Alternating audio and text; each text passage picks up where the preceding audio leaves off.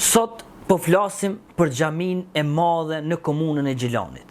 Xhamia e madhe në këtë komunë nuk është thjesht një objekt fetar. Ajo është megjithatë një simbol i këtij qyteti. E ndërtuar dekada më parë, e rindërtuar, e restauruar në kohëra të ndryshme, kjo xhami i ka bë ballë shumë sistemeve të ndryshme, qoftë ato shtypse dhe varfërisë reale. Por sot çka po ndodh në këtë xhami është me të vërtetë po shtrim, është tallje me këtë simbol. Ne e kemi vizituar këtë xhami dhe besoni apo jo, gjendja është alarmante. Pastërtia është në çdo nivel. Pastërtia në çdo nivel, ku? Në shtëpinë e Zotit. Aty ku thuhet se pastërtia është gjysma e imanit. Qysh more? Qysh mundet me ndodh një gjë e tillë?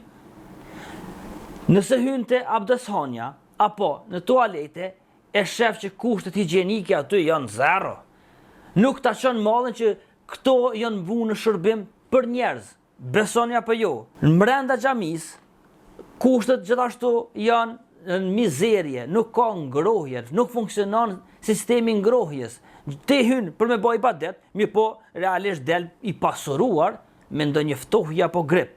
Sepse gjatë faljes në këtë xhami, nëse jashtë janë temperaturat 0 apo nën 0, besoni që njëjti që edhe brenda tani.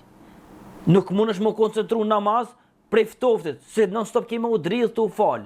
Ta lëm për shtypjen se je në një objekt të harruar diku, e jo në shtëpinë e Zotit.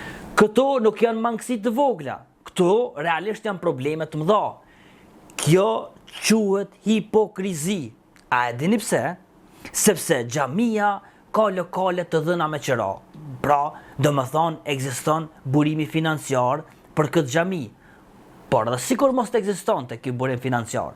Po kurrë xhamati nuk ka nguruar, nuk ka pritur me dhënë parë për xhami. Megjithatë, ky xhamat sot falet në kushte mizerie brenda kësaj xhamie. Kjo nuk quhet varfëri. Kjo është keqmenaxhim brutal. Kjo është tradhti. Kujdes. Nuk po them hajni sepse nuk e di. Pse po ndodh ky fenomen?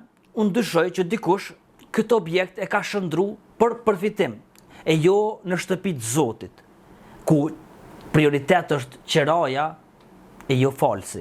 Kam frikë, po dyshoj që disa persona këtë xhami po e shohin si pronë personale private, e jo si amanet të shenjtë. Askur si e përgjegjësi, askur si e llogari, pra kjo është e rëndë, sepse nuk po flasim për një xhami diku në periferi me pamundësi financiare.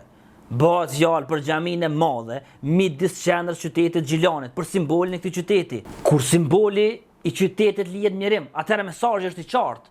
Xhamati s'ka rëndësi. Kjo nuk është sulm ndaj fesë, kjo është një thirrje e ashpër për përgjegjësi, sepse xhamia nuk mbahet gjallë me qiraja a me mure, por mbahet gjallë me dinjitetin e atyre që falen brenda saj. Nëse kjo gjendje vazhdon, atëherë duhet të dalë dikush publikisht dhe të jep llogari, sepse në këtë rast heshtja nuk do me thonë durim, heshtja do të thotë bashkëfajsi.